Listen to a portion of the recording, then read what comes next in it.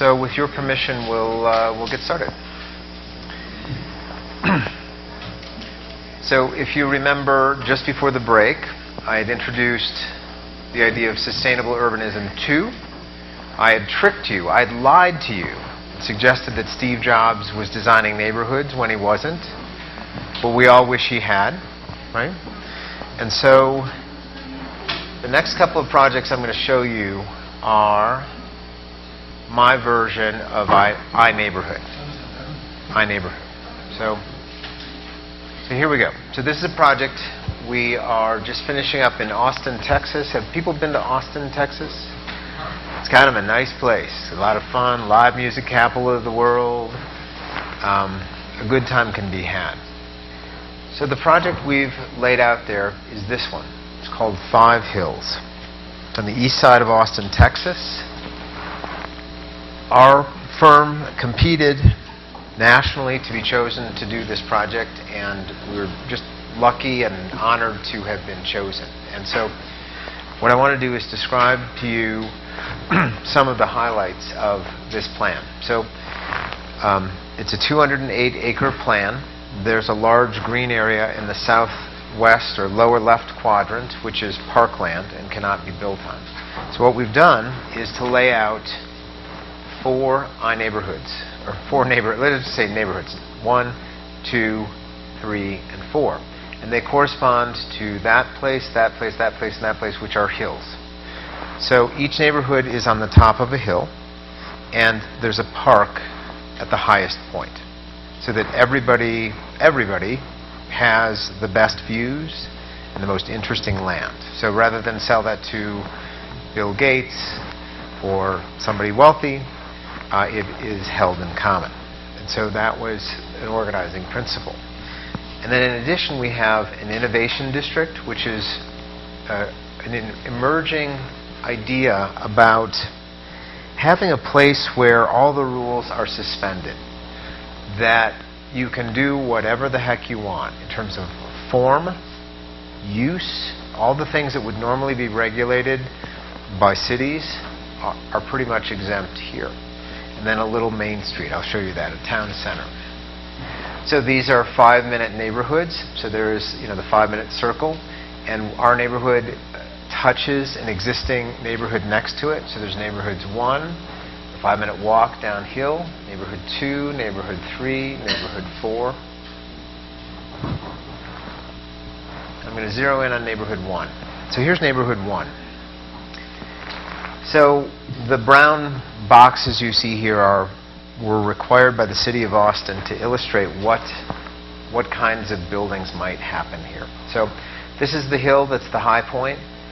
There's a continuous 3-block long park that assures that people standing in that hill can actually see down to the skyline in Austin, to the state capitol dome, to the tall buildings downtown, and so on. So that is the obvious place. If your team wins the World Cup, or your baseball team wins the World Series, or whatever, or it's the 4th of July, or Cinco de Mayo, or whatever, that's where you're going to go, right? It's dialed in. So this is the high point, and then this is the low point down here. So we created 2 different streets, this one and this one, which we called stormwater conveyance streets. They are streets that carry water in the open, not in a pipe, in a very visual and delightful way. In this case, the water is conveyed in the median, in the middle. The street is divided. And so it's a cascading thing. It's about 1,200, it's about a quarter-mile long. And when it rains, when we build this, it will be exceptional. It's lit at night. You go by it, you walk by it, and so on. This one is much more naturalistic, so you can see the water kind of meanders more in a park. We are requiring one of the patterns that is common in the States is when a developer starts building a neighborhood, that they only build housing. They don't build any shops or services or anything like that. So we are requiring in our neighborhood, you see these red boxes, those must be commercial. They must be commercial. Even if the developer can't make a profit, we are insisting that they build a commercial form. And why do we do that? because we think that once that exists, someone will move into it. And when they do, they will make some kind of business, whether it's a coffee shop or a daycare center or a restaurant or whatever, that will be the center of community life. And so we are requiring the developer to do things that may or may not make them money. Now, the other thing I want to point out is south, in this case, is north is that way and south is this way. So it's not true north-south. It's kind of at an angle. So what we've done is to lay out most of the buildings to be east-west. So if you know anything about solar architecture, that's optimal in the sense that you can face the long side of the building to the south and the short sides to the east and the west. South is good in all seasons, and having less east and west is good, particularly in the cooling season, because you've less air conditioning, less so on. And then we do a little trick here. So these are more standalone houses. And then when we get to the end of a block, we actually force the houses to be shared wall, townhouse or party wall houses, so that rather than one building being east-west, it takes 4 buildings that together are east-west. So even though the street changed direction and the front is this way and not that way, that optimized east-west orientation is retained, and so on. So we've got little pocket parks, 1, 2, 3, 4, 5 in the neighborhood, and I think you kind of get the lay of the land there.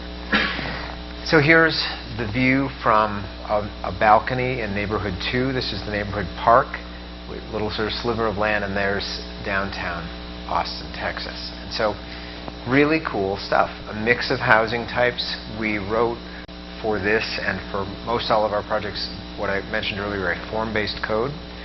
So it governs what building types a developer can place on each of these lots. And we always have at least 3 different types that a developer has permission to build on any piece of land. And the reason we do that is that if we, in 2014, when we plan this, think we know what's going to be true in 2020 or 2025, we have no idea. So we give the developer flexibility to say, I can build an apartment building, or I can build a duplex, or I can build a something else, and you don't have to get special permission to do, to even ask to pick off that menu. So it's designed to be both controlling, I know what it's going to look like, and flexible, the market will respond. So as I said earlier, we actually laid out this neighborhood using the bioregional's One Planet principles. And as I said, we reversed them, right? So we started out with health and happiness. It's not perfectly reversed, but we didn't start with carbon. And this was a huge deal, because you can get people to talk about happiness all night. But it raises this interesting issue of, well, what in physical design can you do to assure happiness? And this is an interesting emerging area of research, which will be in the 2nd edition of Sustainable Urbanism. One of the few things, you think, like, what makes you happy? There's the perception, oh, I won the lottery, I'm happy. I bought a red convertible, I'm happy. I bought a yacht, I'm happy, right? The material things. Turns out you're happy for about a month, and then you go back to what you were the month before, right? Your new red, Spitfire sports car now becomes the new norm, and it doesn't thrill you anymore. So you're not actually happier with that, right? The things that seem to make people happy, one is being healthy. That is for sure number 1. But number 2 is having lifelong relationships with family and friends. That's the number 2. Health and friendship. So seems intuitive, right? Those seem great.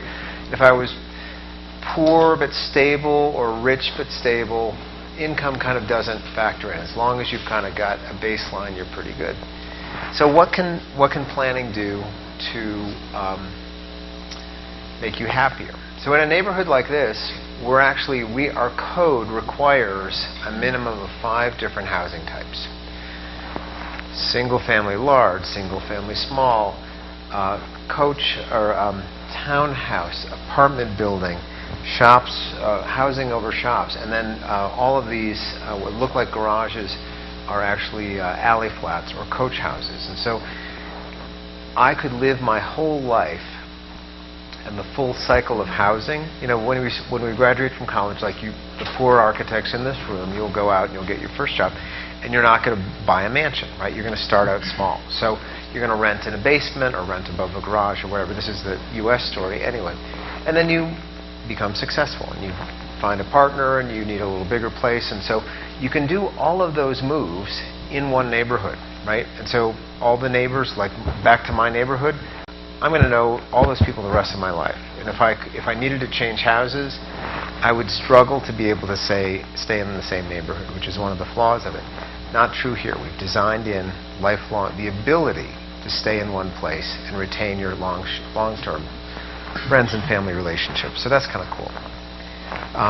Now, this project offered a bunch of challenges. So I started to talk about what we call the missing middle. So this is an urbanist diagram that the urban designers and planners and so on in the room will probably recognize. In the U.S., and sorry, I'm ignorant about Mexico, so you'll instruct me where I'm wrong. But mostly, people like to build single-family houses that are on separate lots. I live in one. Or the other extreme is apartment buildings. And there's a lot of stuff in the middle that traditional cities had.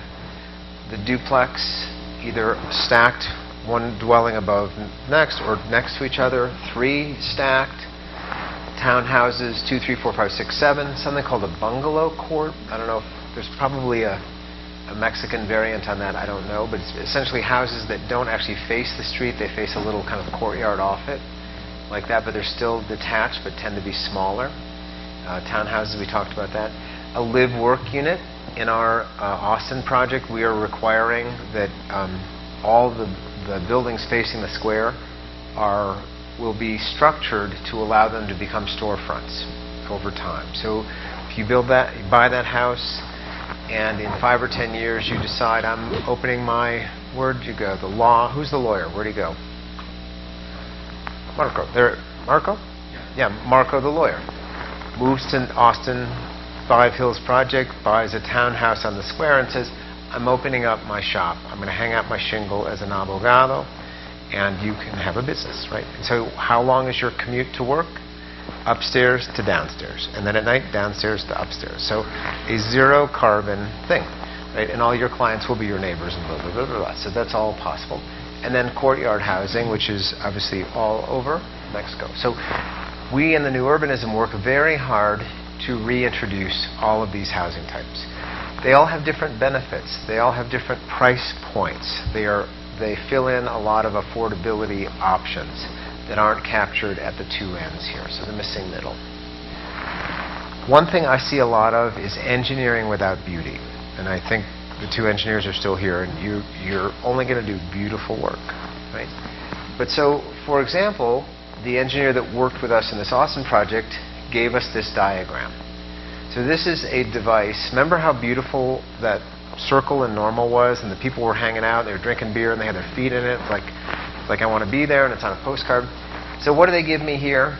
There's a splitter, a flow spreader, and a sedimentation chamber. Now, I would not elect to spend my Saturday nights anywhere near something called a sedimentation chamber. It just doesn't sound like any fun. And then the filtration basin, right? So like raw engineering, thoughtless, not beautiful engineering, goes out of its way, in my mind, to be ugly. Now, ugly aside, I actually like our developer clients to make a lot of money, right? Think of the Dockside Green example, where they were able to charge $100,000 more for facing a beautiful water feature. Well, guess what? If your house faces this, what you will do is turn your back to it because it's ugly, and your house will sell for less money than the ones that don't back on this. And so as the engineers, back to integrated design, if I can teach you how to do all the functions of this in a beautiful way, and if I can get the developer to turn the house to face it, I can make them more money and pay all your engineering fees times 10, right? But if you do it conventionally, you open the book and say sedimentation chamber, it sucks. We're sunk, right? So anyway, engineering needs to be beautiful. doesn't apply to Mexican courtyard housing, but it applies a lot in the US. So this is a diagram that I credit to my friend Steve Mouzon, who's a great architect. So the idea here is that when you have a front porch that is open to the street, which I don't know, is that common in Mexico? Not a little bit? Not so much? Not so much. Okay, not so much. Okay, very common in the States. The closer you are to the street, the higher the porch needs to be elevated to give the people sitting there a sense of privacy. Right? So in the States, what developers will often do is to say, yeah, I'm just going to build a low porch, and I'm going to build it right on the sidewalk. And it's completely unsatisfying, because the person sitting on the sidewalk having their coffee, and you're walking by and you're 5 feet from me, and we're basically eye to eye, like, this totally sucks, right? I have no privacy, you're reading my paper over my shoulder, I hate this. And so this diagram that Steve just did through observation is, if my porch is right on my sidewalk, I've got to be 6 feet, I've got to be looking down on your bald head to feel like I have my privacy. So this is not something that architects are trained in, American architects. This may not apply to Mexico, but really important stuff. Now, one of the things that is a trend in the States is accessibility, wheelchair accessibility. Is that becoming a requirement here? In Austin, they just passed an ordinance last year that requires all single-family homes built in the future to be wheelchair accessible, which is a real problem. So think about it. So in the States, the rule is you can have a slope of 1 foot of rise for 12 feet of run. So at 20 inches high, you could just barely have a continuous ramp and hit it. If you wanted to be private and closer to the sidewalk, you'd have this incredible ramp that would eat up your whole house. You know, the ramp that ate the house. And so the rule about visitability and accessibility is in conflict with basic needs for privacy. These are hard ones to sort out, but this is a case of just highlighting a conflict. Have anybody heard of Seaside, Florida? Luli went to. What's that? Oh, you did. Okay. So you heard all the good stuff. So I'm telling you one of the little details that wasn't in the video, I'm sure. So one of the things that's true about Seaside, and Andres Duani, DPZ, brought me down there, and we were working on the next project down the way. He said, go to Seaside and give me a critique. Tell me everything you think doesn't work. So one of the things I noticed was that in the slot between all the houses is where they put the air conditioner. Right? So if you saw the video, I don't know if this was in the video, but early marketing pictures. Who's in marketing? Somebody's in marketing. No, she moved wherever she was. It wasn't you. Okay. Somebody's in marketing. The early pictures of Seaside show a picture of an open window and a curtain that is being pulled by the breeze coming off the ocean. It's quite romantic picture. You know, the wind is blowing. It's, you know, it's Morocco. It's Mexico. It's somewhere exotic. You know. The thing is, no one opens windows here in Seaside. Why? Because they all own white furniture. Why wouldn't you open a window? Because there's sand coming off the beach that stains your white furniture. Well, why did they pick white furniture? I don't know. The answer is they're all from Birmingham, Alabama. And that's the style. High style is white furniture. So the windows are all closed. So then the air conditioner, but maybe you live next to the house and you aren't from Birmingham and you don't have white furniture and you want to open your windows. Guess what? The minute the air conditioners are on and they sit in the slot between the houses, it's hot and it's loud. So if this guy was running his air conditioner and I want to open those windows and those 3 air conditioners are under my window, I will open it for a second, realize how hot and loud it is, and close my windows. And so Seaside, over about 3 weeks, when it goes from when the air conditioners come on, the windows might be open, then they all close. And it's because the air conditioners sit in the slots between houses. So back to this earlier discussion about behavior, like how can you design behavior? Somebody has unintentionally designed a behavior which is the windows will always be closed and the air conditioning will always be on. Right? Inadvertent, unintended, obvious. What do? You could do geothermal, heating and cooling, which buries all this stuff.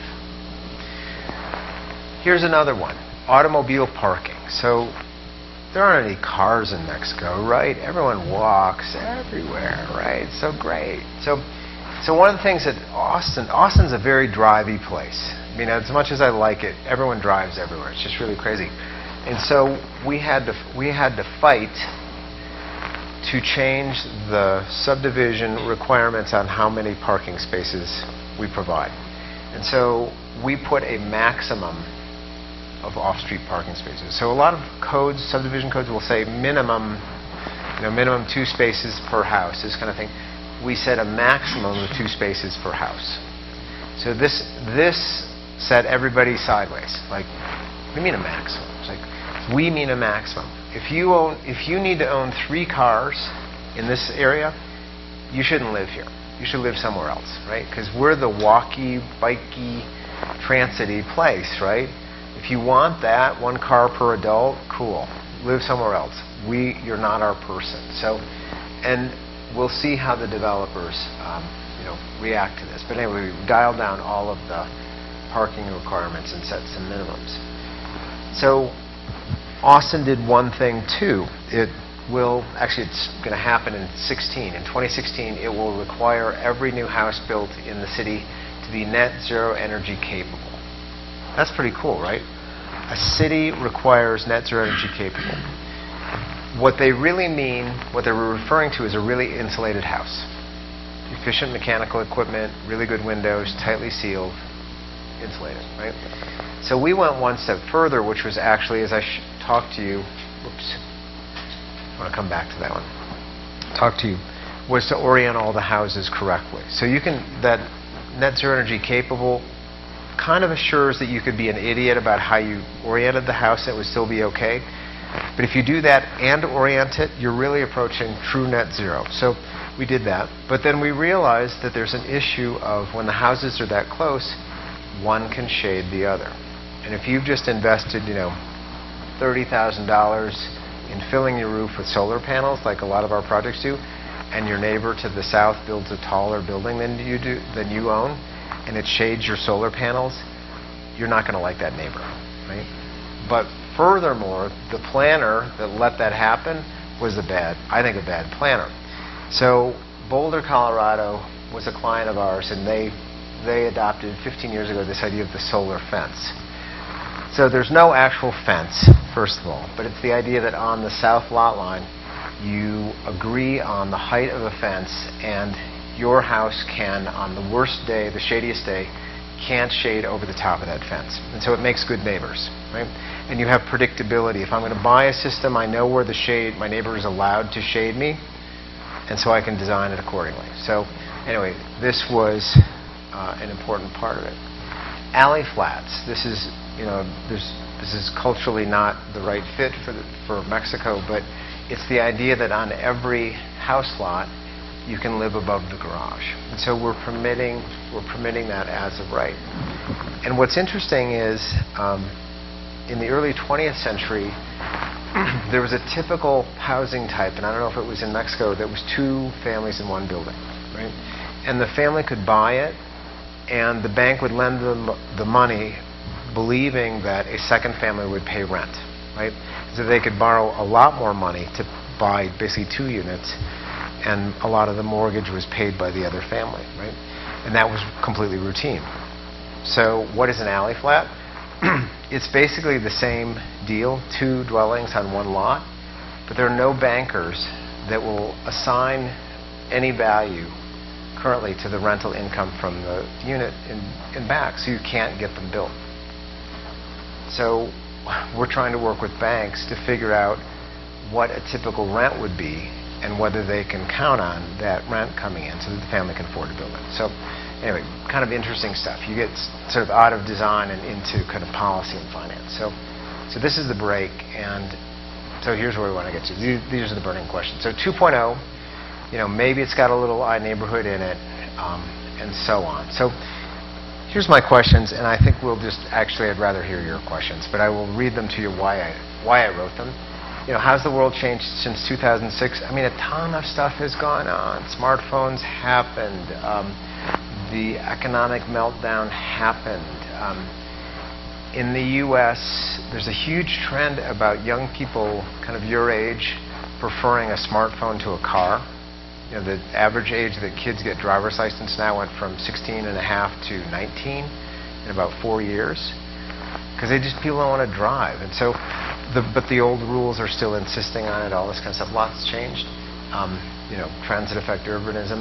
Do you know this expression, where is the puck going? Have you ever heard of a hockey player named Wayne Gretzky? Best living hockey player ever. And it's like, Wayne, how do you do it?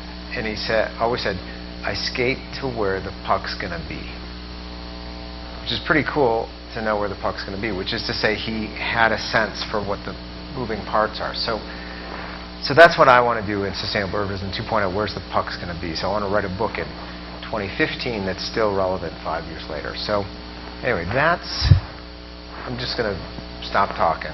And there were a couple questions. So could we turn it around? Somebody had some questions in the hall. Where'd you go? Oh, Trevor, or somebody get us started. What do you got? Can I ask multiple questions?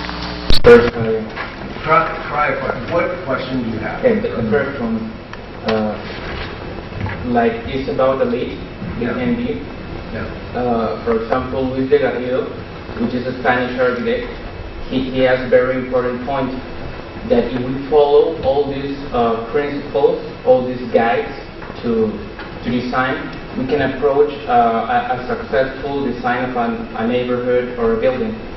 So if we consider it, if we are conscious architects who really design good buildings, why it is necessary to be certified by the Green Building Council? In this case, why it is important? Excellent question. We talked about this in the hall. So the story I told to Otrevor was this. In 1999, when LEED was first introduced, they did 1 year pilot program which they called the Green Building Challenge. And what they did was they got all of the architects who considered themselves really green designers and got them to submit their buildings into LEED. And what they found was none of them passed. None. Zero. So these are thoughtful people, they're intentional, but what they found was they weren't thorough, and they weren't consistent, and they didn't follow through. So architects are famous, guilty of it myself, for gestures.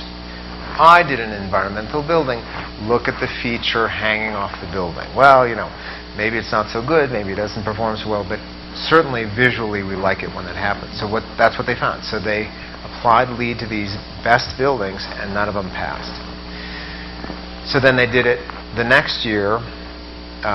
So those architects had projects on the boards. They said, we're going to design this round to LEED. And so when they had the standard there that they were designing to, they all passed. Right? So the quality went way up. Second question you were asking was, what's the difference between using it as a design? The second half of the answer, excuse me, is what's the difference between using LEED as a design tool versus actually going through the full certification? And that's a question I get all the time. It can be expensive to certify, so if you can't certify it, you're forgiven, right? I give you dispensation, blessing, whatever it is, for that. But again, the difference is follow through. So we have colleagues that use LEED as a design tool, but I go to the building and it's like, I know this isn't actually working right. They feel proud, they're talking about it as though it works, and I can tell it doesn't. And so because they didn't certify it, this disconnect continues. So anyway, so that's my answer. Hold your second one. There was a gentleman in the back. Young fella there. Question about your work. You say that in development you were throwing out clients because they have too much cars. And I want to ask you, the car limit for selling a development could be an commercial advantage or not, or what happened in that case? Great question. Everybody hear the question? So this is a freaky place because it's growing. It's adding 40,000 people a year. It's a city of 1 million growing at 4% a year, which is crazy. So this will be, our project will be successful just because people have to go somewhere. So I'm not that worried about it. That's one. The second thing is, have you heard, you know, the car, the Prius, right, is the hybrid car from Toyota, right? And they go out of their way to make the Prius look different. It's got a funny back. It's kind of boxy. And so you can tell a Prius from a long ways away. And the designers of the Prius did that quite intentionally. There are other, like Honda and others have hybrid cars, but the only way you can tell they're a hybrid is under the label. There's a little like logo that says hybrid, right? The Prius said, they did market research. Our buyers actually want to display their environmentalism. They want to wear it on their sleeve. They want to be known, oh, you're the guy with the Prius, right? So this neighborhood is a Prius, the whole thing. There's solar panels dripping. I got stormwater running up my street. And if I have friends over to dinner and we're talking about what makes my neighborhood different, hey, they cap the number of cars we can have here. So it's like a card you'd play in poker, like, I gotcha, you know. It's a great distinction. So back to this idea that there's plenty more buyers than will ever buy here. And so the ones that like these cues will find their way here. And the second part of that is if we do it right, they'll pay a premium. They'll pay more because this aligns with their lifestyle. You know, Apple, which I've been addicted to Apple since 1985. I bought my first Apple computer in 1985. I bought 50 probably since then. And you pay, what, 50% more than you pay for a PC or a clone. I don't care. It's like I wouldn't do it the other way. I don't want a Samsung. I don't want a Hewlett Packard. I want an Apple. And so we're offering an Apple here. It's a premium product. You know, if you want to drive too many cars, you just go somewhere else. So anyway, I've got kind of a fun attitude about it, but from a developer standpoint, it tells a story. I mean, a lot of this is about storytelling, like what makes my place better than your place.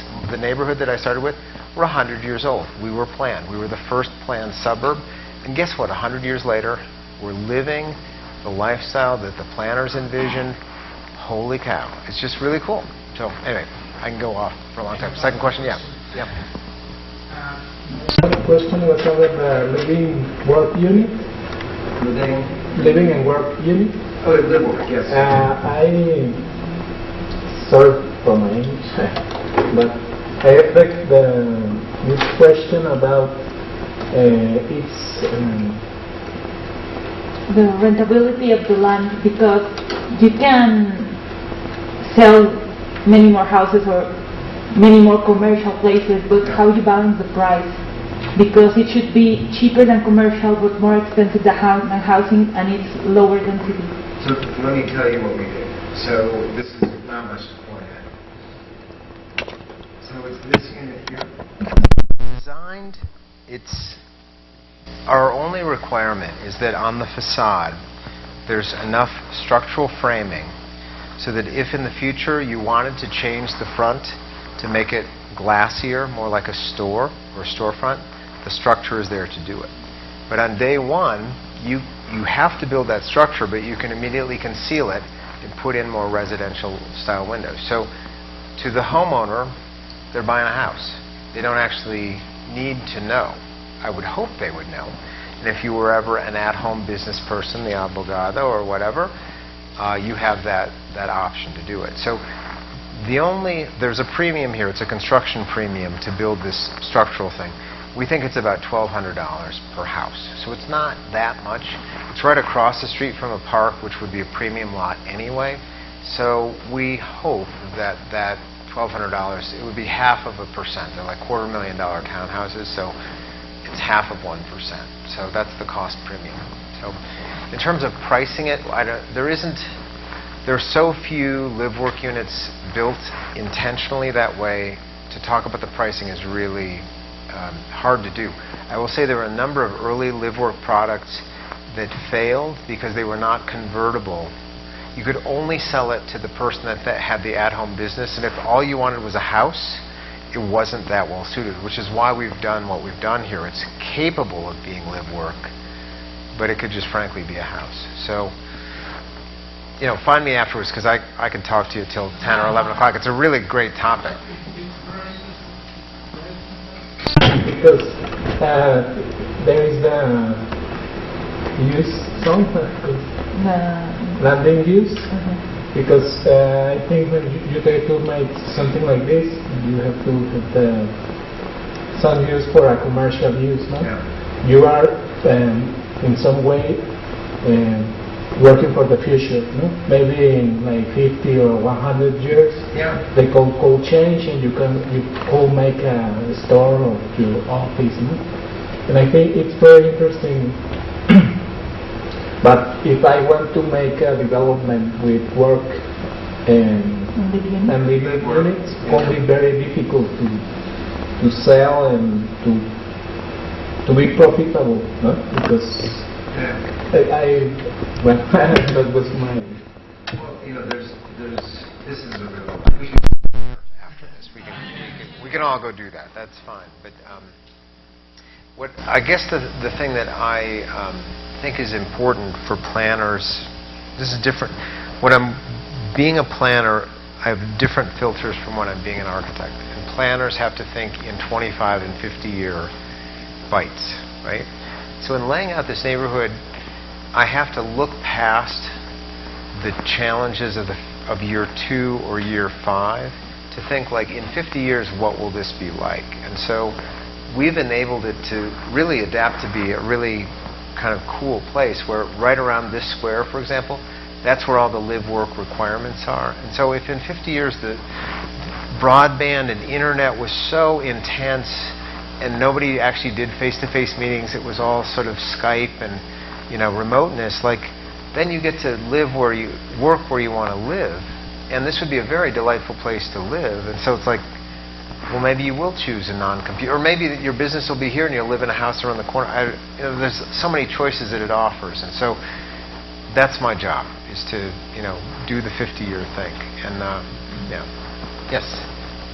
Well, I'm not part of the urbanism, so I don't know how far along the food, but I was just wondering, like, if it's called sustainable urbanism, like what's the relationship between these sustainable neighborhoods in regards to the city, like if they're part of it, or what's the extension, that they're far away, or is it like the new way of living, like because you are talking about productivity and there's commerce also and living and work in it, but I don't know how productive it can be if there is not, I don't know, universities or more work related things needed.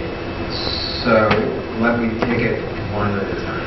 Yes. So the Congress for New Urbanism has a document which I probably should have shown you called the Charter of New Urbanism, the Charter of Cities. And it lays out a structure of what the components are that make up a city. And it says that cities are made up of 3 things. They're made up of neighborhoods, which are primarily residential but have always a mix of uses. They're made up of districts, which tend to be single use, like an airport, an industrial zone, a hospital, a central business district, a downtown with a lot of banks and offices in it, right? Those are single use. And then the third one is a corridor. A corridor could be a river, could be a train line, it could be a natural feature, whatever. So those 3 things make up a city. Now, when you get in a rural area, one neighborhood is called in English it's a hamlet, right? It's kind of a rural, kind of a country thing, right? Put 4 of them together, you get a village. Put 16 of them together, you get a town. You put 64 together, you got a city. But it's basically always based on the 10-minute walk rule. So, and then it grows to regions and so on. That's the sort of quick answer, is cities are made up of neighborhoods, districts, and corridors. And then your second question was about productivity. So if you think back to pre-industrial settlements, there's a few kind of types that we have sort of probably in our heads. And I have a lot of European types in my head. So there was like the walled city, right? Why were there cities in the first place? Well, defense was a big one, which is that marauding tribe came to, steal your wives, steal your gold, burn your city down, blah, blah, blah, blah, blah. So what you wanted was a fortification. So within the walls of the city, you had everything. You had the blacksmith, you had the bakery, you had the school, such as it was, you had the doctor. And during the day, everyone spilled out into the hinterland to grow the food and take it back into the city. So that city was always mixed use. Always production and housing and production and housing were just, it was a quilt, right? And it was only until you get to the industrial era and modern zoning where the zoning was well-intentioned. Zoning started in Germany in the 19th century, and then it came to the States with a particular emphasis about segregating noxious or toxic industries away from residences. So that, of course, made sense. If you have a terrible plant, it's got a smokestack and it's just putting pollution into people's lungs, yes, keep it away. Environmental laws cleaned up the smokestacks, and so the need to be away kind of went away, mostly, but the zoning and the desire to segregate uses didn't go away. And so it's a problem we have made in some ways for ourselves in the modern age of setting up the expectation that everything should be shopping is there, housing is there, school is there, and I have to have a car to connect to all of it. So that's our modern expectation. That was not an expectation in the 19th century, and certainly any century before that just would never have been done. So what sounds so new and radical is really quite old and traditional. So it's the 20th century that was the weird aberration. That's what the new urbanists believe. And it's true, because we believe it. No, you have a follow-up? Yeah, sorry. Yeah, I understand. Like these neighborhoods that you're talking about, they're within the city? Yes. But then you were talking about your own? Yes. And you were saying like college kids sometimes come for the autumn festival or something. So they go to university away, so it's not part of the same city. So Well, Chicago has 9 universities in the city limits. So like this, so they don't like, when you go to college, you don't live anymore in your neighborhood, parents' house. You could. Well, I think maybe the bigger point you're trying to get to is this, that there are some special land uses that we go to occasionally, like an airport, right? Not every neighborhood should have an airport, right? It just makes for a bad neighborhood. You don't need them all the time and so on. Same with a college, same with an industrial park, same with all these kinds of things. So, like clothing stores. Does every neighborhood have to have clothing stores? No. It's actually better, I think, when you have a cluster of them in a downtown so that I can shop for a suit 8 different places. Not my style, don't like the price, salesman was rude, found it, right? And so that choice is a good thing. So sometimes it's good to aggregate things, but there are daily needs that are met in a neighborhood: food, coffee, mail, sociability, daycare, and about 10 other things that should be in every neighborhood, in my opinion. And as the scale of stores got bigger, we have Walmart. Do you have Walmart? Like evil Walmart. I've never been to one. Won't go. But the bigger the store tricked people on the basis of price. I can sell you at Walmart a loaf of bread or a dozen tortillas, whatever, for cheap, right? But in exchange for that, watch this. You have to be the delivery vehicle. You have to come in your own car. All these sorts of things. And we humans discount all of that expense and time and effort. And we're focused on, but the tortillas are cheaper there. I will go a great distance. I have friends that will drive 10 miles to save 10 cents. Like, really? Really? No, don't do that, right? Here, it's just embedded in daily life. And I think it's the beautiful thing where I don't really care what a loaf of bread costs if I'm walking to it. It's a great loaf of bread. It's a great walk. I didn't use a car, all this kind of stuff. So, whatever. I think we've... That's fine. Okay. City center and the neighborhoods that have Yep. all the things that you need on a daily basis, Yeah. plus all the extra things that you need to go. That's it. Yeah, yet. There are small cities that exist. There are cities of 15,000 that don't have airports and don't have. And then you get up to a certain size and you start adding more stuff, which is why cities keep getting bigger. People like more stuff. We haven't heard from the ingeniero yet. Good evening, sir.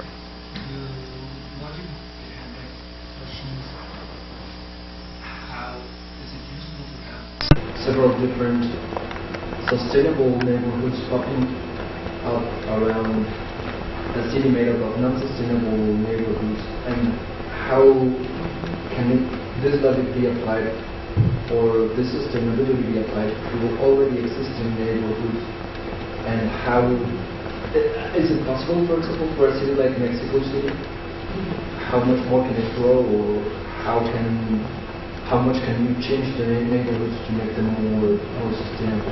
I love this one. That's a great question. So let me think. There are two parts. Kind of what about really sustainable neighborhoods that are new to a place, and the second one is existing neighborhoods. What do you do? So what's interesting is this is so new. You know, we built a few of these places. They're just getting moved into. And so one of the things that is research that you were actually, Trevor was asking about was the cost or the premium associated with green buildings, right? Do they cost more? Are they worth more? All these kinds of questions. Maybe it was somebody else's question. What I don't know yet, and nobody has studied, is whether or not this is worth more. Will a family or a person pay more for the same size house, pay a higher rent for the same size apartment here than elsewhere? There's the book Sustainable Urbanism, I had only one source on this. There's a realtor in Atlanta who marketed 40 different communities at the same time. 4 of them were identified as sustainable. And what she could tell me was that for those 4, because they had really good records, for those 4, the hits on the website were 19% more than the non-sustainable ones, and the visits to actually, tour the place were 11% more than the non-sustainable ones. So, all things being equal in a marketplace, if you open the newspaper on a Saturday and said, "Hey, honey, let's go buy a house," and you saw these different communities offered, the one that is sustainable tells a different story, and it might actually be, it's like, what do you think that's like? I don't know. Maybe we should go see it, if only to laugh at it or not do it, but it makes people curious, and developers will tell you, when people show up, you get in front of me, I'll sell them something. So the fact that they're doing the hits and showing up in person has this benefit to a developer. It may not, there's no evidence to say that they will pay $1 more or a peso more to live in the sustainable place, but if they buy it sooner or rent it sooner, that's a huge profit area for a developer, which is, if I have to build a house and have it sit there 6 months versus I sold it in the first week, ton of money, huge change. So it's that's how you'd make the money. And the second question was about existing neighborhoods. So there's a movement, LEED-ND, you could apply it, we've applied it a few times to existing neighborhoods. It's hard to do because LEED-ND really measures those things which are changing. In an existing built-out neighborhood, you can make a plan for how it will change and certify the plan, but it's really hard to sort of correspond the LEED tool to what's happening on the ground. So there's a movement that's pretty new the last 4 years in the States called eco-districts. Is that a term you all have heard? Anyway, if you haven't, Google it. There's an eco-district conference next week, and they're every 6 months or so. And it's this idea of taking an existing neighborhood and drawing a boundary around it and saying, we're going to make an eco-district in these 12 blocks, and this one's going to be about flooding and water, and this one's going to be about district energy, and this one's going to be about something else, right? So they can be topical. They can be about a specific focus or theme. So if your neighborhood was built in a floodplain, you might just be the water eco-district because your houses all flood. You have a collective interest in figuring out how to improve that. So it's an interesting emerging tool. It's too new to judge whether it's been effective. What's awkward about it is that in drawing this line on the map and saying, we want to be about energy or water or whatever it is, there's no governance, there's no authority behind that line. You can't become a unit of government. You can't assess taxes. You can't write tickets. You can't send people to jail for not doing what you want. You have no authority. So you have an intention, but it's not clear if it will stick. But that's the best tool that I've seen, is this eco-districts thing. It's cool. I'm giving it some time. Check back next year. Yeah. There are a couple others I know. Carlos had asked me to wrap up by pretty not too long. Yeah. Yes, please. I am curious about the innovation district in your development. So, I can't take credit for it. It's not my idea. It's an idea that's been bumping around the CNU University. Probably 10 years. Andreas Dwani has been kind of the person behind it. And it's interesting when you travel the world and you see how different cities develop. Some do so with very few rules. And a lot of times that's disastrous. People build on the side of a slope and it washes out in a rainstorm, or all these kinds of things. Occasionally, it fosters an inventiveness that reflects an economy, right? And it's done so without rules. It's very agile. You can make changes without asking permission. So there's an upside to it. And the Innovation District, I said there were no rules. There are a few rules. Obviously, the building codes still apply. You can't build a building out of cardboard or I don't know what. It has to be structurally sound. The electricity has to not short. All these kinds of things. But it's this idea of a suspension of rules. In economic terms, there's often like a free trade zone. Draw a boundary and say no taxes in this area. Do what you want. Trade freely. That sort of thing. So it's in that same spirit of what would happen if we sort of suspended some of the rules about setbacks and massing and size and all that sort of stuff. So we're suspending the rules kind of in that little zone.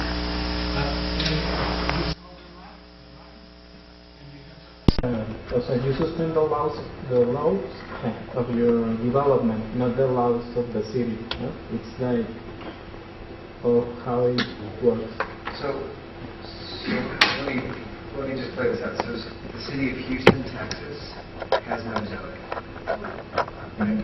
So you can build a 100-story building next to a church, next to a daycare, next to a gas station, next to a muffler shop, next to an art gallery, next to a sidewalk dining place. Houston, right? Anything goes. So that is a rule-free city. Now, a lot of it's terrible, right?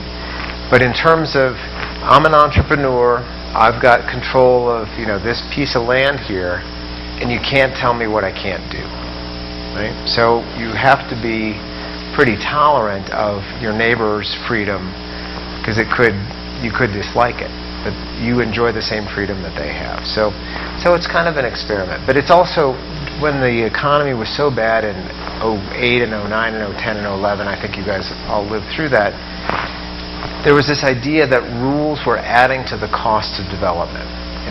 In the U.S., you have to apply for a permit. You have to hire an attorney. Well, we like attorneys, but we don't want to pay them any money if we can avoid it. And so if we can get an approval without rules, without attorneys, without permits, it's faster, it's better, it's cheaper. So that's it. So, but come find me after. Area, district. Which is the most interesting example have you seen in this innovation district? Let me think about it. I do it without actually probably even having a good example in my head. What's likely to happen here is some combination of health, maybe like a hospital or a clinic, some housing, and probably a school. That's that's the range of things that are likely to land here. They're not that terribly incompatible, you know. So this gentleman hasn't said anything. The I neighborhood that you proposed. I find it really interesting because we've been talking about how we can propose to the people stuff. You know, you have to live here, and we decide, and based on our educated guesses, to say so. But what we've seen, like in the last 10 years, is a surge of entrepreneurs and people inviting the general public to propose or to create communities, like these apps, like Twitter, like Yelp, like all these things. Do you think there's a middle ground? Like, what can we do as architects and as developers to create this better neighborhood? Like, can we invite like these guys, like, you know, like the Twitter guys, like come here and tell us how can we make a more interactive neighborhood or something like that? Yeah, that's a great question. So the criticism I would make of this proposal is, you know, what distinguishes Apple from the other computer companies is that they make both hardware and software. And they integrate them. This is really hardware intensive. I skipped a couple slides, but basically you see all these sort of things underground, sort of pipes and tunnels and all this sort of stuff. You know, in and out of each of these buildings, I forget, we had like 16 different inputs and outputs. So we have drinkable water in, used drinkable water out, gray water in for toilet flushing, gray water out, you know, black water out. So there was like 6 pipes. Some of them were hot and cold for conveying heat and cooling. So there was 4 more sets of pipes. There's always, you know, 4-pipe system. It was supply and return, hot and cold. 10 pipes in and out of every building. So this is not agile. This is not terribly flexible. Once you've invested in that level of hardware to get all these systems to be efficient, you're locked in, right? So this can't adapt. Obviously logical. You're creating a platform, and you have to build up on that. But the, like you said, the 67% of the improvements you can make is brick and mortar, right. And that's the physical terrain is 67%. I'm thinking about the other 37%.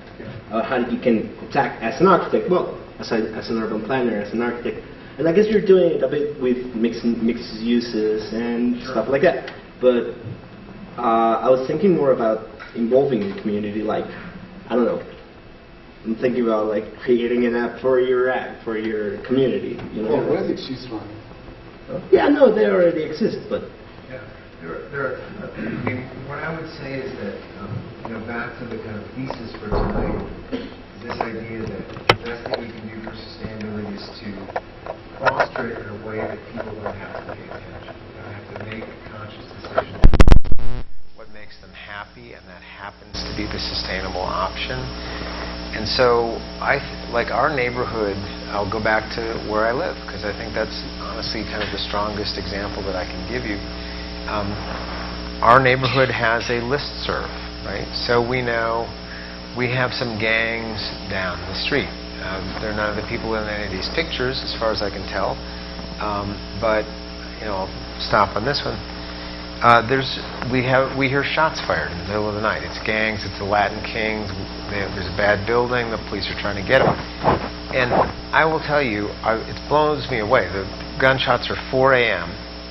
and you call the police, gunshot, and I sit down to my computer, and by like 4:08, 7 people have posted an email to say, I heard 6 shots, no it was 5, no it was 6, there was 3, and then there was 2, and they're like all on it. And so we are, in addition to being physically coherent, laid out as an intentional neighborhood with the intended social results, it's backed up with this, web-based thing, and it works, it gets better. The thing about the web thing is that it also, I think, works, and maybe this gets back to whoever's question it was about existing neighborhoods. That was you, right?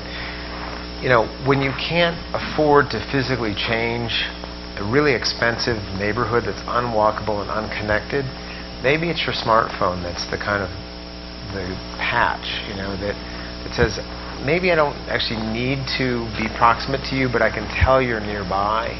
If I want to come find you, I can get you, that kind of thing. That's a great question. We're just really at the frontier of all that. There's a book that, if you want to do a deep dive for architects on understanding how the brain makes decisions and makes bad decisions sometimes, the best book is called Thinking Fast and Slow by a Nobel Prize winner named Daniel Kahneman. And he is his research has identified all these incredibly simple and obvious findings. For example, we fear loss disproportionately higher than we are attracted to gain. So the chance that you might break your leg and have a $5,000 hospital bill towers over us as compared to the more likely routine of we aren't going to break our leg. So we buy insurance, right? Stuff like that. And so risk rises up. One of the questions that I was saying to Gilda on the ride from the airport, would you like some water? No, would you like some water? I've got my water, and we're over time, so we got to get out of the. This will be the last one, but so here's one that interests me. I haven't talked much about climate change tonight, which is something that's on my mind. People think about it a little bit, not so much. Busy with other things, right? So, climate change is one of these great existential threats, right? But who's behind it? When you go on, they don't show Bin Laden's face and say the face of climate change, like attack this guy, take this guy down, kill this guy. If it was that simple, if there was a face on it, we would be all over that. The fact that there's nobody and you can't touch it and I can't point at anybody, it's really hard to focus on. Terrorism, oh my God, they're so effective. So that fear of fear, we will spend lots of money against uncertain future risks and threats that we can't predict. Unquestioned. Write a big check. Terrorism, not a problem. Scary guy on the TV, not a problem. Paying money. Terrorism and climate change are identical, except one has a face and one doesn't. And we will spend oodles of money on one and none on the other. So it's a really interesting gap in how we perceive things. But this Daniel Kahneman book would be the one that I love. Can we go a couple minutes late? We were going to get killed or anything? No, don't worry. Okay, don't worry. Okay, yeah. Time, right? I just want to ask about, you talk a lot of zero carbon, buildings, houses, everything. What about zero builds? Zero build. It's possible? For example, in the US? Well, so the house that I showed you, the zero net house, the bill for energy, when it's 95%, the bill is 5% of what it used to. It was 100%, now it's only 5%.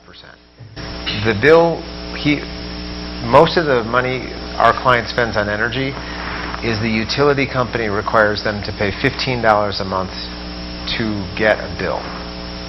You can get paid back or? No. I mean, just everyone must pay $15.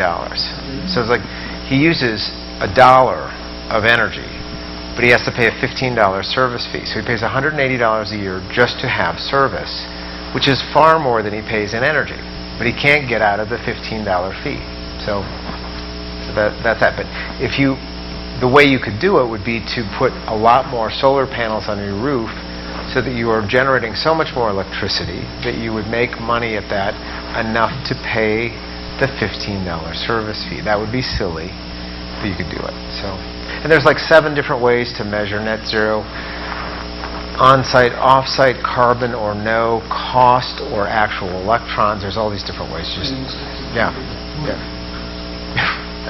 Yes. Do you know if the dynamic flat will also be available for lease for neighborhood development?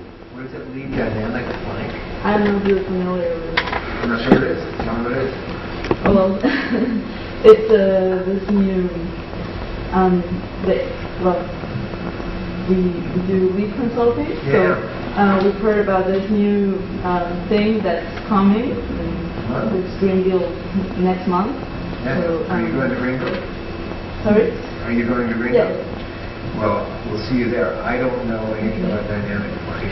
Okay, so it's, I don't know, I was just curious that if it would also be applicable to neighborhoods, because right now they're just doing it for buildings. Yeah. Well, but I don't know, it would be interesting. It's this plat that will measure on a daily basis, Yeah. like on real time, Yeah. how much energy is the building consuming and how much water and like all the different categories will be measured like live. Yeah. Well, what makes me want to say that, not lead, but life. So, I don't know, Apple introduced the Apple Watch last week, so it's like this big announcement. And so it's going to take off because, and the iPhone 6, same deal, there's now Apple Pay, so you can get rid of a wallet. You don't need a wallet now, because you can just take your watch and like pay for things, right? And your phone pay for things. So that's one. Second thing is the iWatch. There's been a lot of technologies like the Nike Fit and all these sort of bands that are about athleticism and your heart rate, the number of steps you take a day. So that's all kind of measured pretty well. If you patch that together, so there's a thermostat made by a company named Nest, N-E-S-T, which is an Apple spin-off. Apple should have done it, but they didn't do it. So that tracks all of our energy use every day. So if you had this and you had that in your car, I mean, like, you can patch all these in the next 5 or 10 years. It's obvious to me all these things are going to come forward in some sort of dashboard to tell you how you're doing that day, you know. And what's interesting is the Daniel Kahnemans of the world, the book I told you about, would advise us that the raw data has no, humans aren't rational and they don't care about cost, and they wouldn't react to raw data. What they do react to is if they're compared to their friends and peers, they're doing worse. It's like, oh my God, I'm the worst. Oh, you know, people change for that reason. Like, you know, in the U.S. we call it keeping up with the Joneses. So people will change. So there's all these energy meters that will say you are in the bottom 10% in energy conservation compared to people on your block or people who live a house of your size or whatever it is. And people will they will absolutely change their behavior to not be bad, right? Shame works. Shame works. So anyway, last couple, yeah. For example, our context here in Latin America, which is a little bit different from what we have seen in Canada and America and the USA. What happens with all these, let's say, communities, low-income families, communities living in these shanty towns? I don't know, the favelas in Rio de Janeiro, here also, the outskirts of the cities. How can we certify with this new LEED ND these new projects developing in these areas, if many of these communities are in areas which a lot of natural risks? I mean, these mountains or these areas which get flooded every year, sorry. So how can we work based on this standard, but with this context, with this Latin American reality? So the answer I want to give you is this. LEED ND was written for a specific audience. Let me reveal what that was. LEED ND was written for an American audience where, let's just say, metropolitan Chicago or Los Angeles or going to expand land that wasn't previously developed. There's a pattern of development where the land that is developed is not the one that's adjacent to what is developed. People will buy land really cheaply, 2 miles, 3 miles, 5 miles, 10 miles out of town, and they got land for dirt cheap. And they build out there, and they somehow trick a municipality to provide it with services, water, sewer, gas, and so on. So they pull the utilities out there, right? And everybody moves out there and buys a cheap house because the land was so cheap, and then they drive everywhere, right? And then what happens is, well, somebody had to extend the pipes and all this sort of stuff out there. So bad development